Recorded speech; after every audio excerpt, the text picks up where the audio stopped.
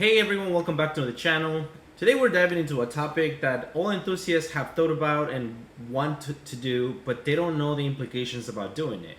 Modifying headlights and taillights.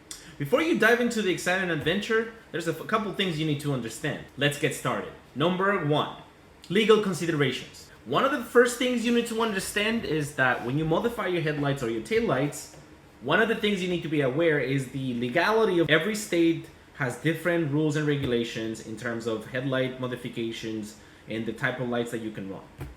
It's essential to familiarize yourself with the local laws to ensure that your headlights and taillights still remain roadworthy. This way you can enjoy your headlights or taillights without any hassle of legalities. Number 2, compatibility with your vehicle.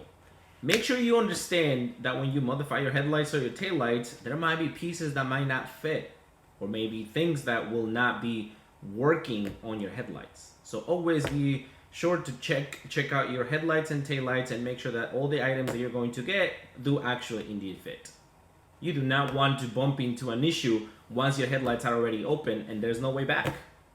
Number 3, quality of materials. Make sure you get the materials that are worthy of getting, and even if you have to spend a little more money on the things that you're getting, it's going to pay off in the long run. Would you like to open out your headlights or taillights and then 6 months into it, the LEDs go out and you have to do it again? It will be wasted time and money. So you better start with the good stuff to get from the get-go. Always keep in mind that when you modify your headlights or taillights, you might bump into issues, or down the road things can just fail. That's just the nature of modifications. So keep that in mind whenever you're buying things that may or may not be cheap. Number 4, understanding the modification process. Before you open up your headlights and take away the components and see what is going on, just make sure you understand what you're doing. If you're gonna add some halos, some RGB lights, or some C light, as well as a demon light, understand what you're doing. The limitations, the compatibilities, and all the stuff that is around it. So I would just do some research about the cables, the connections, what type of projectors the headlight has, or what type of LEDs that taillights have, and how are they connected. It's always good to have a little bit of knowledge before you do anything, otherwise it'll just be a point of no return. For instance, my headlights. I didn't understand that the projectors move a couple degrees to the side and up and down on the SDI, and therefore I had opened the headlight, but I didn't even know how I was going to accomplish it, so I had to seal it back, and I run the risk of having leakage in the future, which I know I didn't because I did it right. But you need to understand that doing research is always the way to go.